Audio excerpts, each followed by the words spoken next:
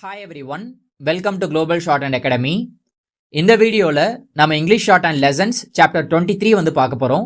இந்த சாப்டரோட நேம் தி ஹாலிங் principal section 2. போன சாப்டரோட continuation தான் இந்த சாப்டர். போன சாப்டரில் செக்ஷன் 1ல் ஹாலிங் பிரின்சிபலில் ஒரு ஸ்ட்ரோக்கை அதனோட சைஸில் பாதி எழுதுகிறப்ப டி சவுண்டோ டி சவுண்டோ சேர்ந்தா போல் படிக்கணுன்றதை பார்த்துருந்தோம். இந்த சாப்டர்லுமே அதே தான் வந்து பார்க்க போகிறோம். என்னென்ன ஸ்ட்ரோக்ஸ்க்கு அப்படின்னா எம், என், எல், ஆர். இதை வந்து பாதி சைஸில் எழுதுகிறப்ப எப்படி படிக்கிறதுன்னு சொல்லிட்டு இது எல்லாமே லைட் ஸ்ட்ரோக்ஸ் தான். எம்ன்றதை நம்ம இப்படி எழுதுவோம், என்னன்றதை இப்படி எழுதுவோம், எல்ன்றதை கீழே இருந்து மேலே, ஆறுன்றதை மேலே இருந்து கீழே. ஓகே, இப்போது இந்த சைஸில் பாதி எழுதுகிறேன்.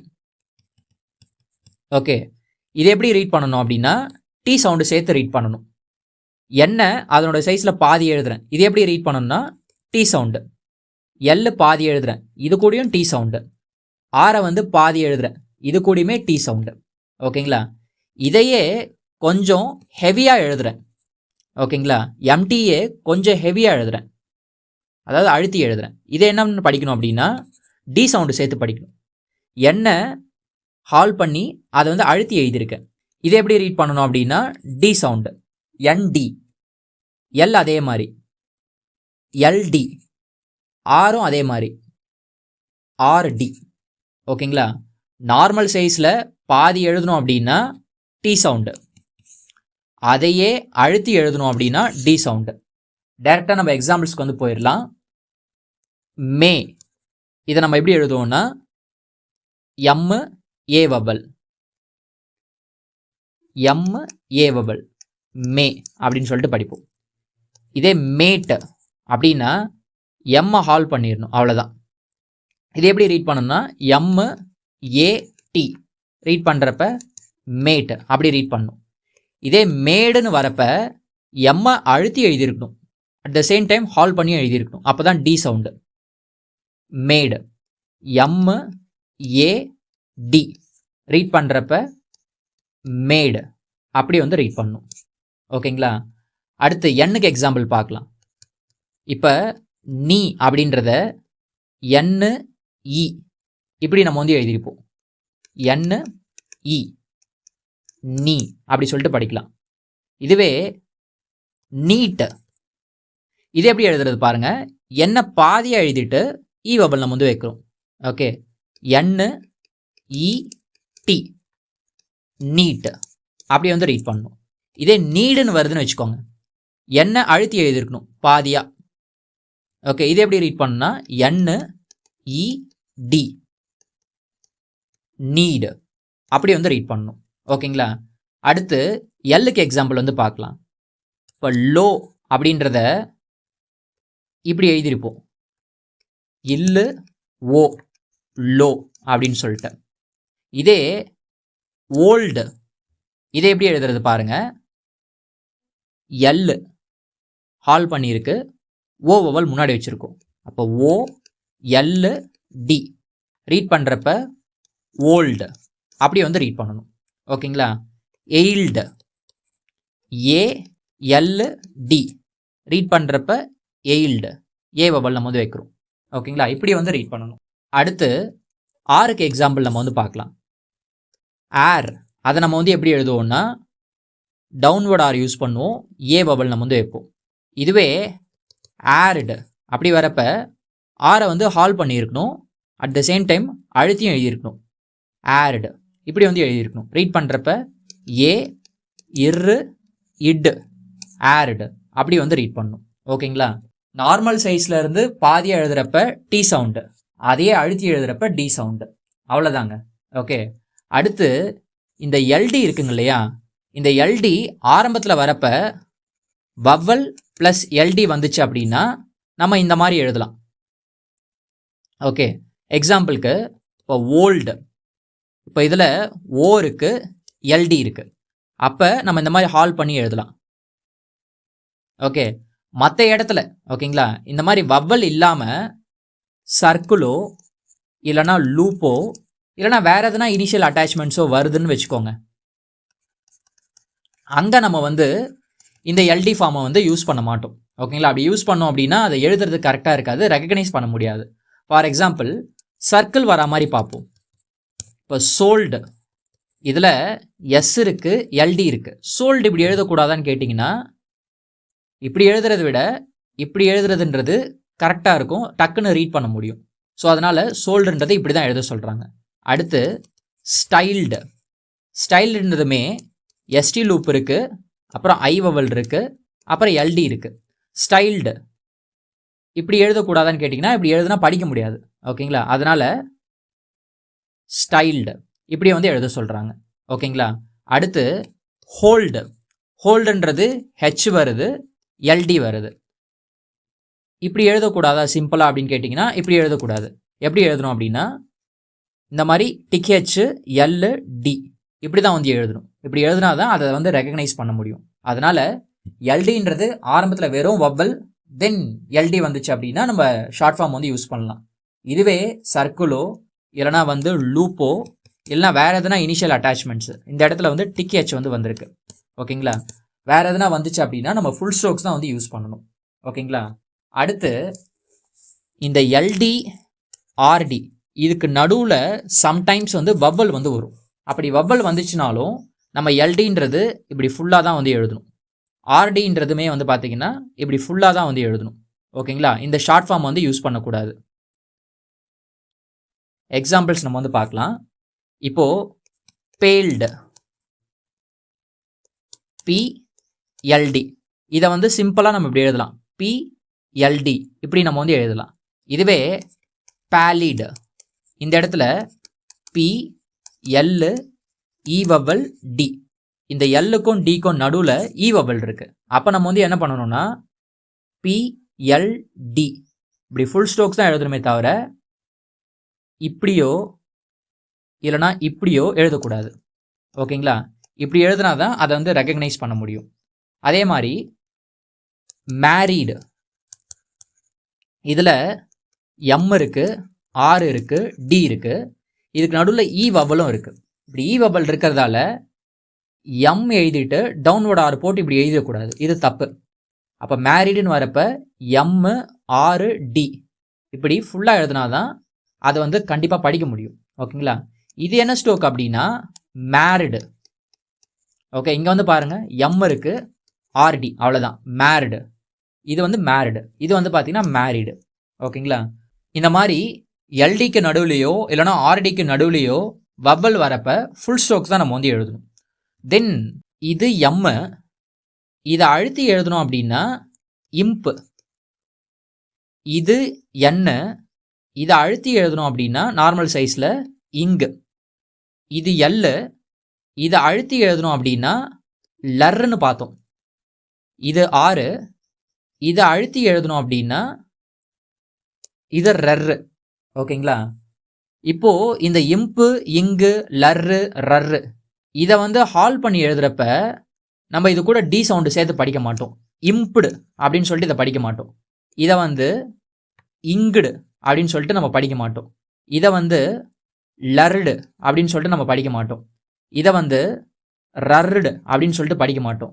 ஏன் அப்படின்னா இதை நம்ம வந்து ஆல்ரெடி எம்டிக்கு வச்சுருக்கோம், இதை ஆல்ரெடி என்டி சவுண்டுக்கு வச்சுருக்கோம், இது ஆல்ரெடி எல்டி சவுண்டுக்கு வச்சுருக்கோம், இது ஆல்ரெடி ஆர்டி சவுண்டுக்கு வந்து வச்சுருக்கோம். அதனால் இம்புடு இங்குடு லருடு ரருடு இது எதுவுமே வந்து கிடையாது.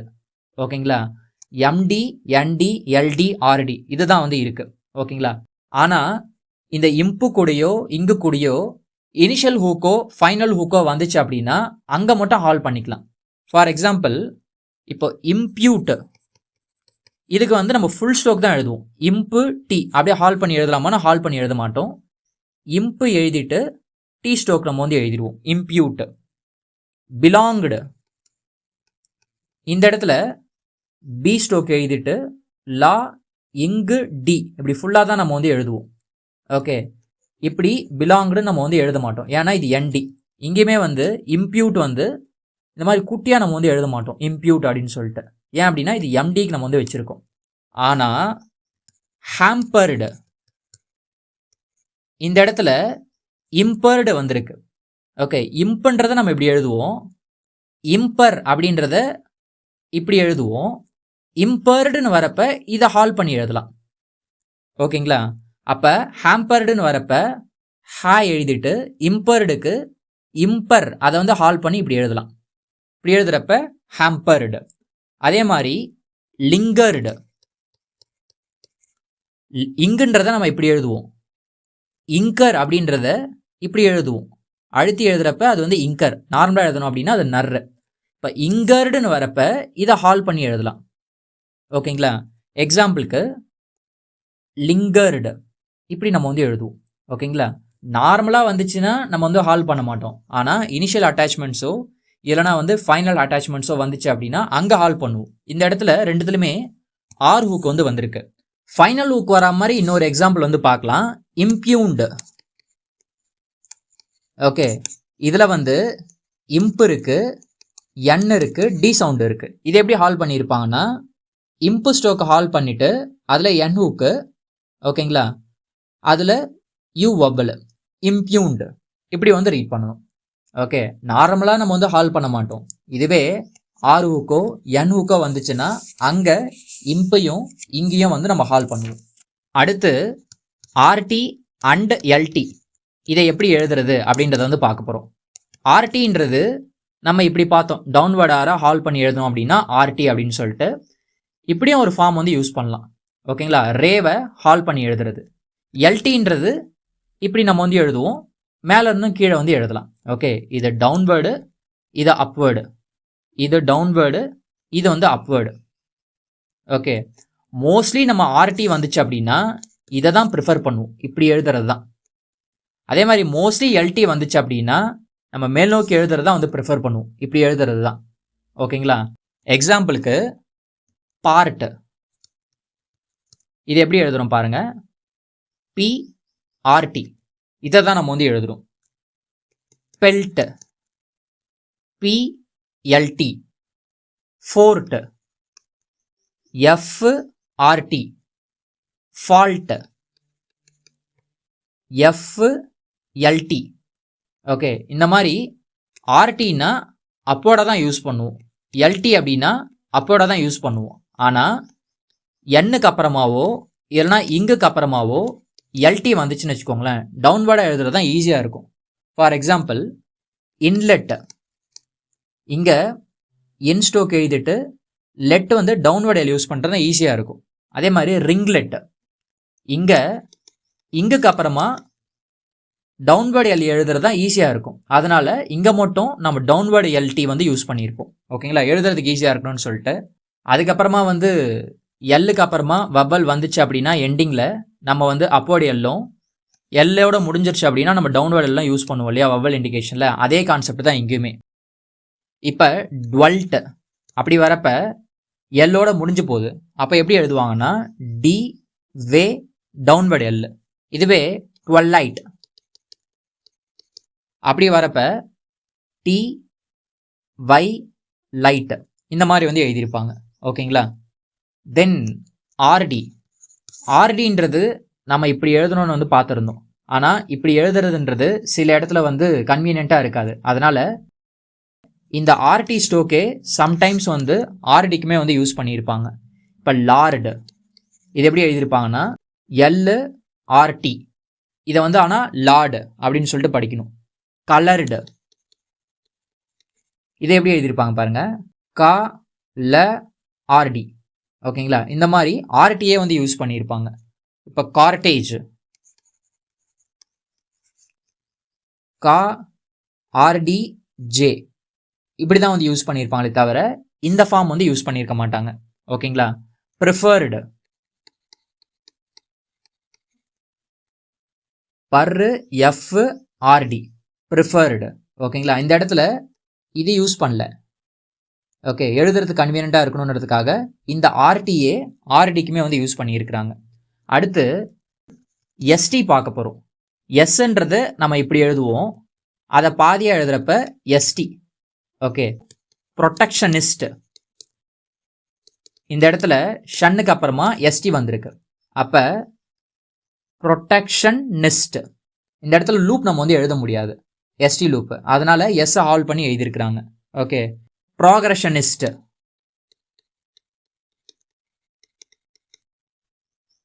ப்ராக்ரஷனிஸ்ட்.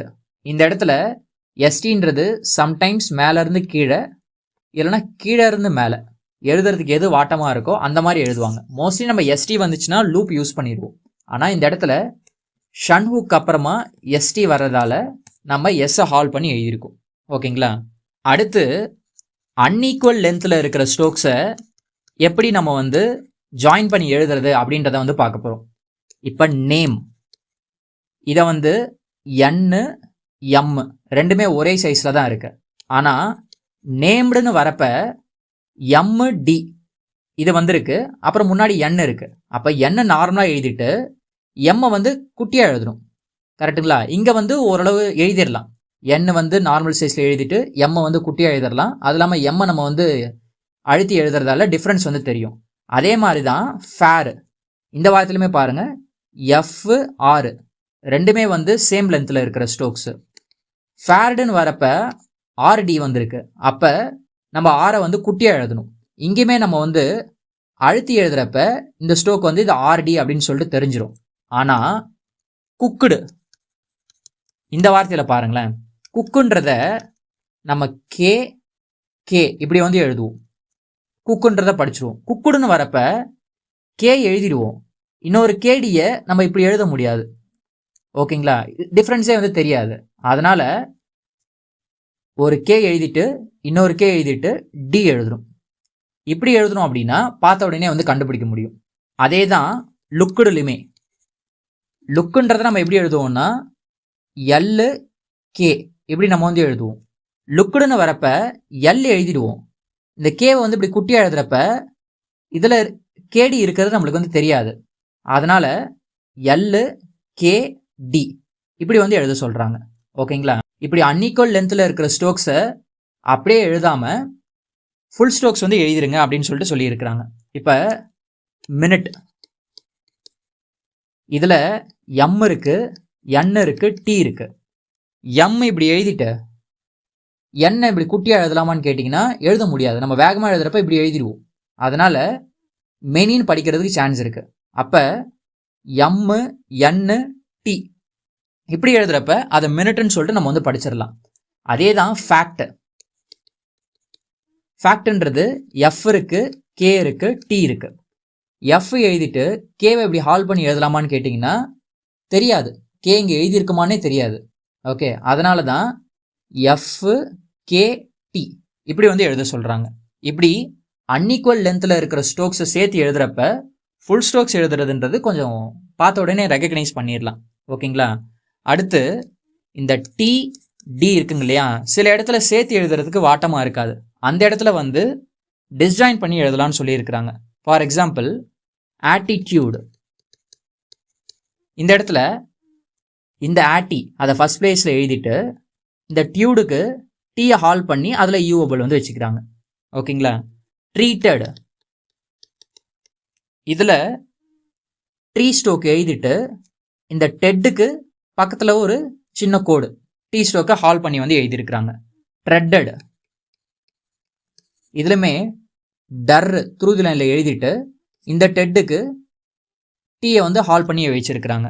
ஓகேங்களா? கிரெடிட்டட், இந்த இடத்துல கிரெட் அந்த ஸ்ட்ரோக் எழுதிட்டு இந்த டெட்டுக்கு பக்கத்தில் சின்னதாக ஒரு கோடு, எதுவுமே இல்லை, டீயை வந்து ஹால் பண்ணி வச்சிருக்கிறாங்க. இந்த மாதிரி சேர்த்து எழுத முடியாத இடத்துல பிரித்து எழுதுறது கொஞ்சம் ஈஸியாக இருக்கும், பார்த்த உடனே கண்டுபிடிக்கலாம். ஓகேங்களா? இன்னும் சில வார்த்தைகள் பார்த்த உடனே கண்டுபிடிக்கணும் அப்படின்றதுக்காக ஷார்ட்டாக எழுதியிருப்பாங்க. என்னென்ன வார்த்தைகள் அப்படின்னா, இப்போ டைட்னஸ், டைட் ஸ்ட்ரோக் எழுதிட்டு நெஸ்ஸுக்கு என்ன பண்ணிடுவாங்கன்னா டிஸ்ஜாயின் பண்ணி எழுதியிருப்பாங்க. ஓகே. ஆப்ட்னஸ், இதுலையுமே ஆப்ட் இப்படி எழுதிட்டு நெஸ் ஸ்ட்ரோக் வந்து டிஸ்ஜாயின் பண்ணி எழுதியிருப்பாங்க. ஹெசிடேட்டிங்லி, இதில் ஹெசிடேட் அதை எழுதிட்டு இங்கிலி தனியாக வந்து எழுதியிருப்பாங்க. இப்படியே நம்ம வந்து எழுதலாம். இது ரொம்ப ரேரு. ஓகே, எழுதுறதுக்கு ஈஸியாக இருக்கணுன்றதுக்காக இந்த மாதிரி வந்து ட்ரை பண்ணுறாங்க. ஓகேங்களா? அடுத்து பாஸ்ட் டென்ஸில் இருக்கிற வார்த்தைகள் நிறைய ஈடியில் முடிஞ்சிருக்கும். கரெக்டுங்களா? அப்படி ஈடியில் முடிஞ்சிருக்கிற வார்த்தைகளை இந்த மாதிரி டீயை ஹால் பண்ணி எழுதி காமிக்கலாம். எக்ஸாம்பிள் பார்ட்டட் அப்படின்னு வரப்ப பார் கோட்டட், கோட்டட், கோட்டட், கிரேடட், கர்டட். இந்த மாதிரி சின்ன ஒரு கோடு டி ஹால் பண்ணி எழுதி காமிக்கலாம். ஓகே, அடுத்து இந்த ஹாலிங் பிரின்சிபல் யூஸ் பண்ணி சில ஃப்ரேசஸ்மே வந்து இருக்கு. என்னென்ன இருக்கு அப்படின்றத வந்து பார்க்கலாம். இப்போ நம்ம இஃப்ன்றத துருதி லைனில் நம்ம எஃப் எழுதுவோம். இதையே குட்டியாக எழுதுறப்ப அது if it.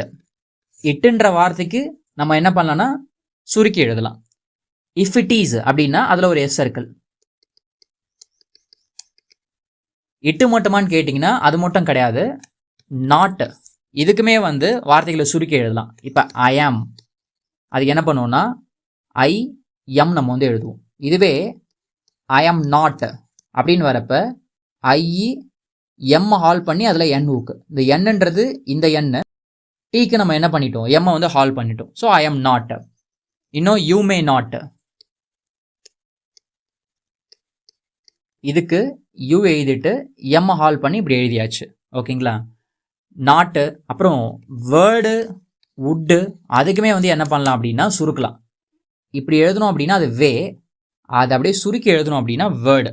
Okay, for example this word அப்படின்னு வரப்ப திஸ் ஸ்டோக் எழுதிட்டு வேவை ஹால் பண்ணி எழுதணும் அப்படின்னா this word. We would be, இது எப்படி எழுதுறது பாருங்க, வி எழுதிட்டு வுட் எழுதிட்டு அதில் பி, வி வுட் பி. ஓகேங்களா, இன்னும் சில ஃப்ரேசஸ் இருக்கு. இப்போ அட் ஆல் டைம்ஸ், இதை எப்படி எழுதியிருப்பாங்கன்னா டல்ல ஹால் பண்ணிட்டு அதில் MS, at all times. Able to make, able to make, இதில் ஹாலிங் பிரின்சிபல் வந்து யூஸ் பண்ணியிருக்காங்க. இதோட இந்த சாப்டர் வந்து முடியுது. ப்ராக்டிஸ் பண்ணுறதுக்கு எக்ஸசைஸ் 87, 88 வந்து கொடுத்துருக்குறாங்க. இதில் இருக்கிற ஒவ்வொரு வார்த்தைகளுமே 3 to 5 லைன்ஸ் வந்து கண்டிப்பாக எழுதி பாருங்கள். ஓகேங்களா, இந்த சாப்டருக்கு வந்து கிராமலாக்ஸ் வந்து இருக்குது. நம்ம அடுத்த வீடியோவில் அதை வந்து பார்க்கலாம். தேங்க்யூ.